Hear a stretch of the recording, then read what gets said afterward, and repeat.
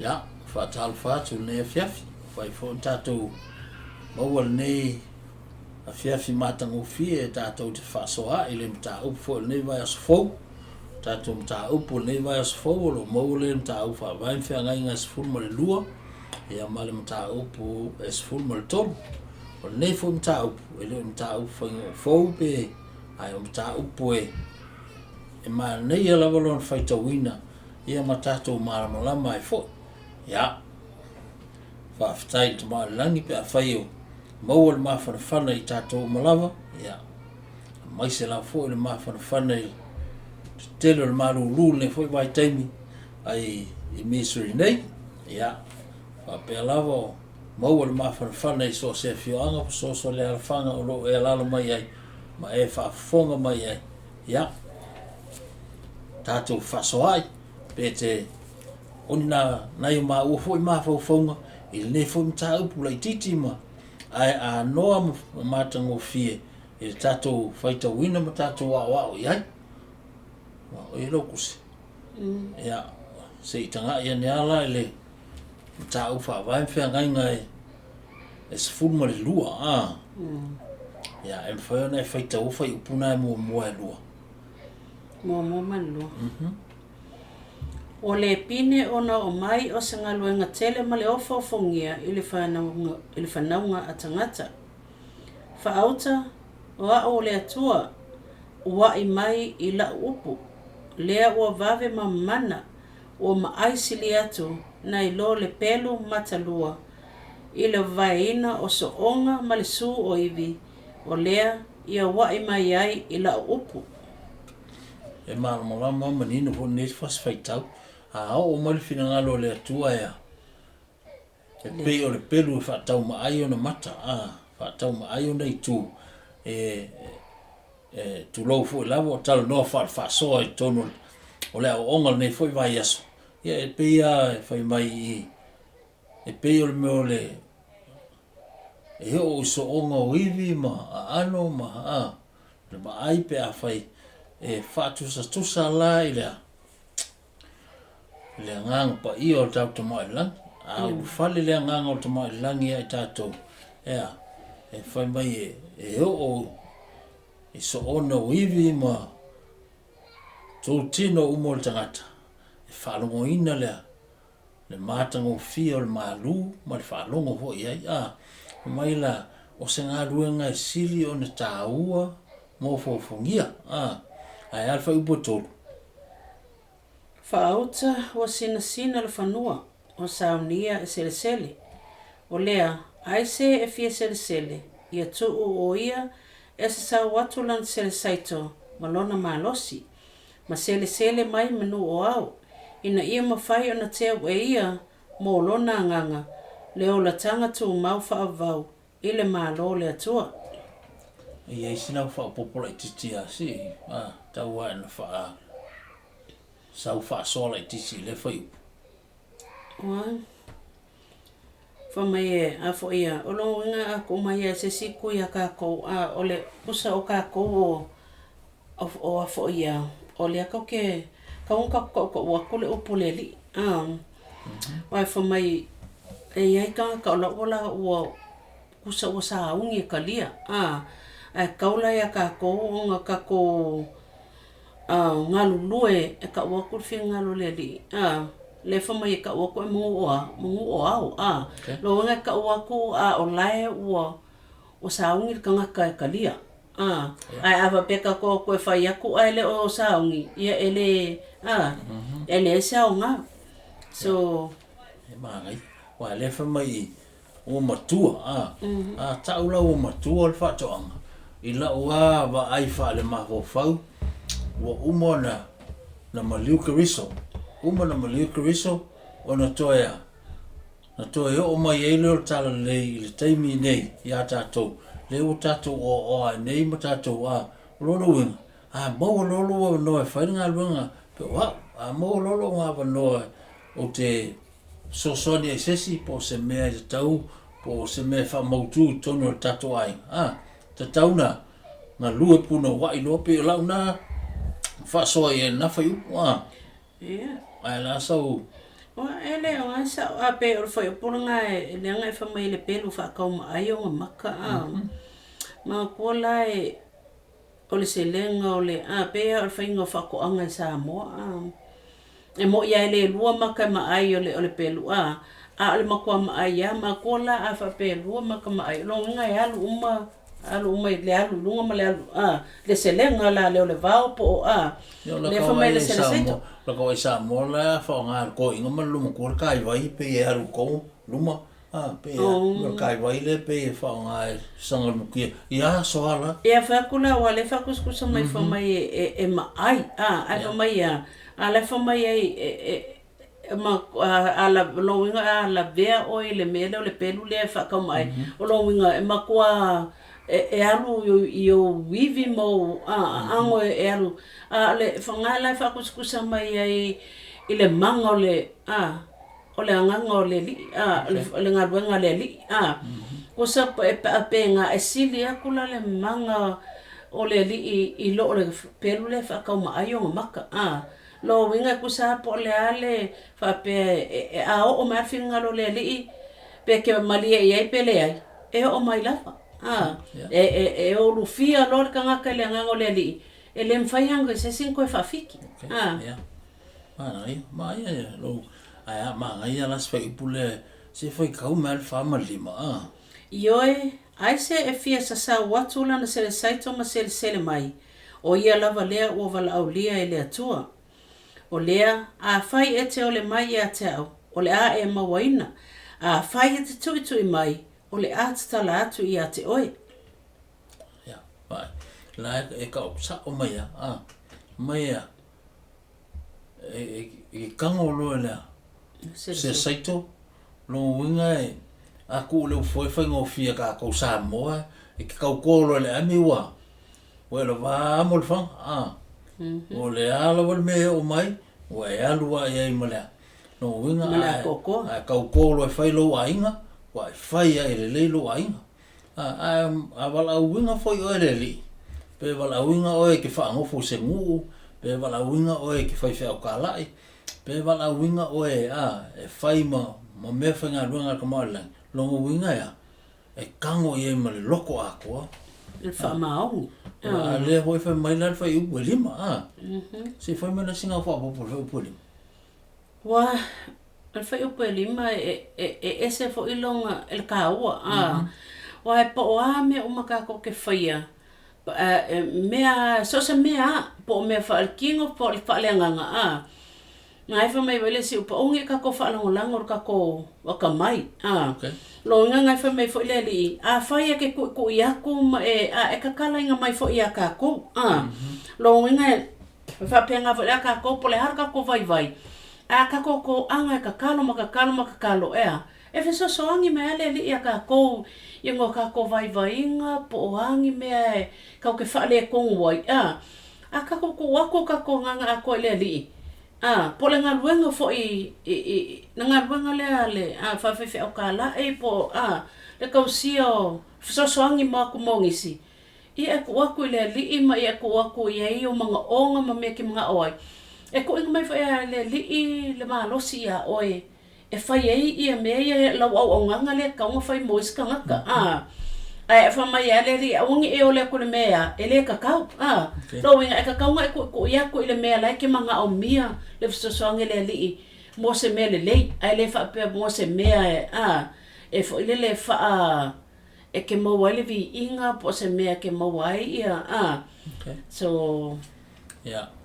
wale la fakula winga la le wo fa yaku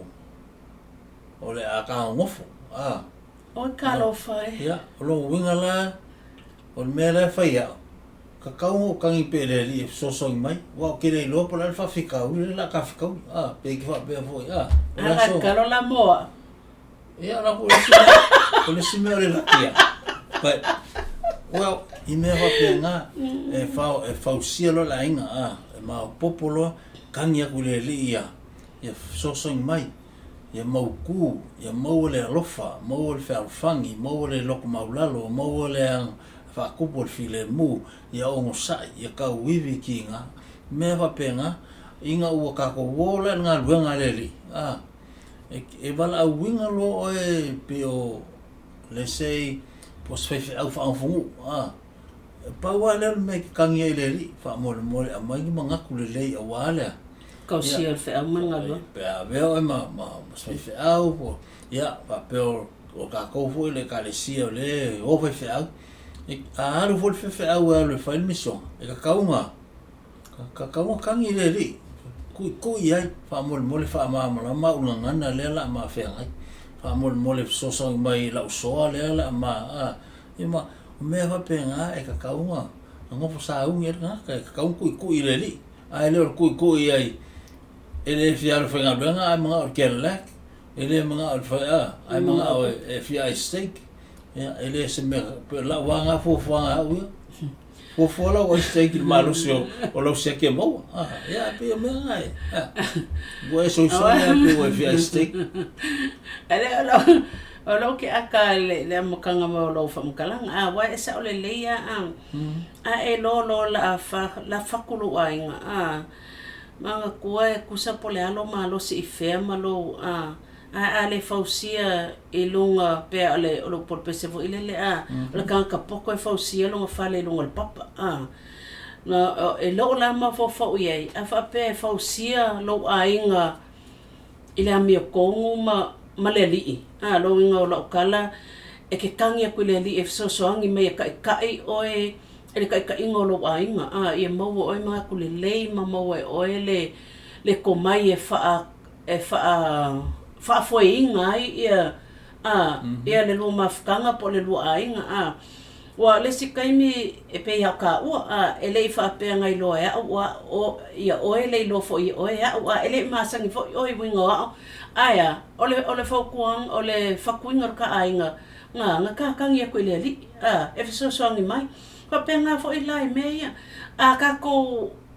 pe ala fo si ole fale lunga le papa a mau ku le fausanga kusa wa mau ku fa pe le li e ka kangi o ki e so mai le kinga ingor ka ainga e fa pe nga fo inga ai le fa pe la wa mau lo me e fa nga lo le li wa nga fo mai ale wa e fa nga fo le li pe a fa ai mai wa ele pole aku pe ke le so nga pelo ia o le ala fa ka aku se e ko mga me fo ia nga ko i mai le so me fo langa e pe fo la ka le fo si le fa le lungo le ongi ma ko a fa la nga ka mile o ama ka lo inga ka lo le li so ngi mai ai fo ia nga e mo wa me fa nga lo le li e pe ia le ka le o fo si le fa le lungo le ongi nga le sa wa le nga le sawa le malo si mai o fama le ngaluma pa o lano o nga ya ele imo sa li sa fa vai ko se le imo fo i o la o nga fa ngalo le li nga le nga mo wa yele manguia ma bale malo si e ki nga e lo nga ainga mai ya mai kere se fai kau mala le ongo ma le fiku o le nei ona ua e o le mai fauta o te whai atu i ate oe, tausia o polo inga. Ma sa ili e au mai i luma, ma wha atu le wha moe moe o siona. Wha auta o tautala atu i ate oe, ma i lato uma foi, o e ua iai mana onga, e au mai i luma, ma wha atu le nenga luenga. Ya, ai. Ya, le lei, wa le mere o kalangoinga kaua. Le o kalangoinga le loko i fale. Le songa. Lai kalangoa e kaiminga wha vai mai ai e perfecto Iosefa mo ori o kautuilea. Sa mua nga. Ile amakanga mai ngor kusi. Nga wha e whenga sa wha kongkongu maa lie mai ai. I sau o kusi maa monga le kausanga mo ke ngai. Sa kakala mai ai lea. Leo o mai kaimingi. Lea lau o mga o ai ai. E kakala e ka ua lea. Se mea a maka. A maka mauku. Pe o me leo kakalangoa i wa lewa o lale le fasfai kaule fa pe e au mai e fatuina i to tonu i tu unga fu fuanga o siona le fu ina o siona ia i lo wa malamba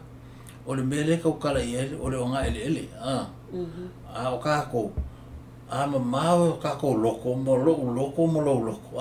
pi wanga o sia le lei siona I ko loko ngaka kusi o le ka ukale lo nga ele o le a fatu wa I siona kai mi le fa mai ai you know o kai mi lava mga o mia ai ma au maia ia ma fatu ina le ninga lwa ia ka kau ku lunga pe nga fa mai lunga le papa ia au ngai ma vai pe nga mangai pe malue pe spe solo foi lá pe o isso mo ku nga me pe awa ele wanga e fai ngo fia nga ka mai fa mai o me uma ka ke faia aka ko fa moi le li long ngo ko siang polo ing wa ka ko fai lo ka ko ke ko ke pa ka la I lava le li fa aula o longa buia wa ka ko siang polo ing mo I ka ke le ako ko ala se fia le li o lea le ka kam fai ka ko siang polo inga ma kam fai mulu aki ia ia la le kai mi fo le ia le kai mi ka ko kai ngo fia ka ko I ngisi me kupu mai so o la ku ka ko ia ya ma si fa na so kala ya le ko fo vai ia le kai mi o so fa ia ka ko ele fili pe ngo fai mai foi ele ka ko moli mau ka alum kausanga o kau wakia ka ko moli mau o kau fa ko mau ka ko moli mau ka ko pipi ina ma ko anga fai kau kusinga pa ia maka kalo ku le efsa song mai o fa ko puinga le o ka ko moli mau maka ko le vo ele fa mai ai ko se ka aka ko sia ka ko palo anga polo inga o ka ko sia le fo ia lo fa ku isi ia ka ko anga fa ia me le ko sa me le ma ka ke fa ia e mai le ele mai ki apolo pela le la ka le mai le valu ma le iva se fa mo le ala fa ka mai la ma ele se tasi e ma fa ia no so ani le nenga luenga pa ngana ai o lo tama lalo o ia matumu ile alofa o ia ile fa atua fa moe ma le alofa ma o fa auta I mea uma I so se mea e tu watu I lana tausinga fa auta o o le ua tauta latu I nei upu o le malama ma le olo lalangi o lea ia wai mai ma lo malosi ona vala au lia ai lea o oe ameni ma si foi inga la singa o wa fo ia me uma ka ke fai pela la o kala ling fa ko mo la ka ko sio polo inga ka ko ka ko ma langi fa mai ele fo ila se me fo ia e ma fai mo so sangi ki ka ko ki nga ma lo le li la langi le mele ka ki yenge pe ale mo ka ko le loko mama o le loko maulalo o le fa ko por file mu o le melelei uma pe la kal o melelei uma o se la fia ka mai langi o ka ko faia pe o fai mai le upu o se me ka ke faia mo ka ko so ka ngaka ua o ka ko onga o ka so ka ngaka ka ko onga nga ka ko ka mai langi awa ele fa pe ke fai mai o ke lofa o ke fai ako o ke lofa lo ka mai langi ala ke ingo sis ka ngaka le ma ke fa sa nga I kai mi uma ma lo inga ka ya unga o lofa mo lo usa ka ngaka onga o lo faile ka mai langi wa e kusa o le ka mai langi le ka fa sa nga I lo e ka o lofa mo ka ngaka le lo ka ko le ai le o e ka o lofa mo ka le a ke le fa ya ko ka mai lang ke lo fa ya o ma ya ho wa o ke kulian me le fa markusi mai o mana na o foi nga longa le tu mai ia mo lo ko ma lalo ia ile lofa ia il fa tua ia il fa mo ia foi le anga lofa Mai e lua upu ia e kau waisinga nga wā. E se upu alofa. O le ala le winga o le alofa. E se mea le anga alofa. O le ala le winga o upu, le ala le se senga upunga e lua. O le mele o le alofa o se mea ke le longa whaupunga. E whai anga o kua kulunga I o whai anga, I love you all. O le mea o le anga alofa. E whai longa luanga. A uanga alofa le ngaka e ke au o kuma le. Ma se mea ai, o se mea o se... se mea ke hoa e lako a suo lumo lako driveway. Pe o le anga alofa, pe o se au nanga. Pe o launga whaarili unga upu ia. E kufo I kai. Pe kai la kungu, pe kai le malo o I le lotu, pe kai se au loku, pe kai se ainga, se ainke le. Ia, po le, pe fola e usu le ainga Samoa, e fola, e ka kaunga, ka ko iei le mea lea. E upu ia le whai mai ei, e sao le ia, e a wha mai lea, e wha malama mai a le whaora. Uma ngā whai kaunga, ku mai e polo inga ma, ngei me I perfecto o sasamika, ngā whai mai lo lea, o ua o le malama, ma le ola o le larolangi. So, ia ka koulawa ia, ia kauang kako wako kako loko a koa, pe kau kulia le meke leo le, o kai se malo po se kungu po se loko a kai kongo le ainga I lau fale, pe se mea whaingofie lea, e whaingofie o ngā, mi so lau ska mama skinga ka kaunga kasi lea, ka inga I kongo le fale,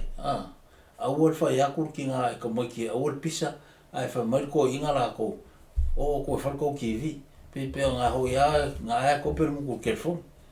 pe o ko nga me ho pe nga ya ele fa alo fangi le leila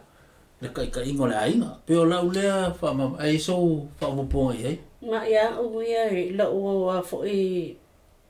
ma fo le fa mai le opo ia tumu le lofa le alofa la le eke pe o lau kala le whai mai eke mo whai whai anga e whai ase si mea eke alofa I kangaka ai e umanga e koe ngofole mo koe ka ulis kangaka me koe whai aku ia o a ngā lainga ngā lulunga le e le ka wala o mea se alofa no a le winga ma kōlenga e lako e ke alofa iai ia le alofa la leo le si alofa le anga alofa ia o kusa o le alofa ngā ka o le alofa mao ke riso. Kusa o le alofa mao ke riso. It's a purity love of Christ. So o le alofa mao ke riso e ke le whaelonganga skangaka. E le se kua oi. E le eise ngā kua oi. E ke whaia mea o ngā o laika e ke alofa ka mai le langi e ke whaia mea mo se seo kakwa pēr o lo uso kangaka. O le lifa o la fo nga le winga la nga o karvo ile le lofa ma kriso ko sa ke faya mele ai son kwa oi e ke le mga ofo se kawi e ke le mga ofo I fa vi oi o nga le ko sa la le lofa ma kriso ko sa e le loa le lima ka makau mela faya le no lima nga vale me va penga so ole mai ole ale fo I ma ko fo I fa mai fo ile si upu o le wa ile poko ale se fa okoka ma kwa le ia sa nga wa le fo isa wa ilu fa okoka lo winga po le ala fa ia me uma ka ko ke fa ia loko maulalo o le lofa me o penga ale ai se ka ko fa okoka ele ai lo sa nga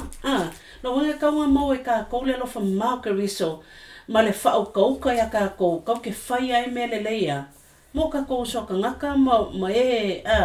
le fa penga o ka o ke ainga ma pele aka ko no mo se ka ngaka lava o lo mga o mesa so angi ma me so o le winga la nga la o fai ka ma lo ma le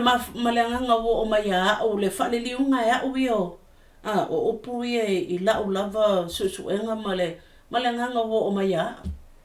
so ma ngai fa ka tele ki o kinga ma ngai lo fa so ma ngai fo ile ia wai o ngilo kusi o le ka fai ka oi maka ka fai sa va vari ai ia o la u foi va ai e a ngalo fo ia nga ia ka ko po le alo se me finga lo ile e fai lo finga ia o fa vai ia kango mal malosi po le alo vala au lo vala ai pe ka ile nursery pe plesking la wolofa pe plesking el primary pe pikopo e ko kusa la va la unga ya kango malea fa maongi fa ngale se saito wa o marka imir po ya o le anga wa o le mele ye le kalangoi ka wa os ka ua fa so nga le ngango le li mo ya ka ua e me ka ke fa ka winga ku sa le ka ke o winga wa le fai mai ia le li perfecta o war ka ko ngal fai ka o le ka ua ia o le fkalinga ngal perfecta nga fai mai o nga o lo ka ngoi fai ka ia umar ku sing fai ka o le ka ua ia lo ka ngoi fai ka ma o so me la nga ia u ia la o nga e ke o fa pe ye o lo kan i mai fo i le ma ai merka ka fa so ia ole me fo le wo o mai i lo lava nganga lo ke lo le nganga e bo mai ya o ia susuenga ko so le winga la nga le ava ku fo ia o ka fa so o ke le o fa pe o mai o fa pe o so fi poko so o le nganga le o ke maua o nga o fa so o le melo ke o ia mo ma ku ko ma lang if so mai fa malama lo ma fo fo melo ke o melo ke fai ka winga melo ke ia fa ia o ma mo sa ngo ke malama mai I maka upu le ka ke susu ngai pa fkaila ia kasi hor kala la ke vai el se vai o Michael Jordan do it pero Paulo lo upu le ke lo al mele do it wa ele ngar ka ko lo ma ka ko mamla ai le faia ya kaunga so sangi e mga mir so sangi ya o ai foi lava se ai after ya tu ne fiafi ya mo tato fa so ya fa so na tau fa vai fe nga sfun mo le lua ya o tau sui atu le fainga ne foi ne e pu ai fa matala tili ya a tonu fo se aso ne va yaso ya la tato taloina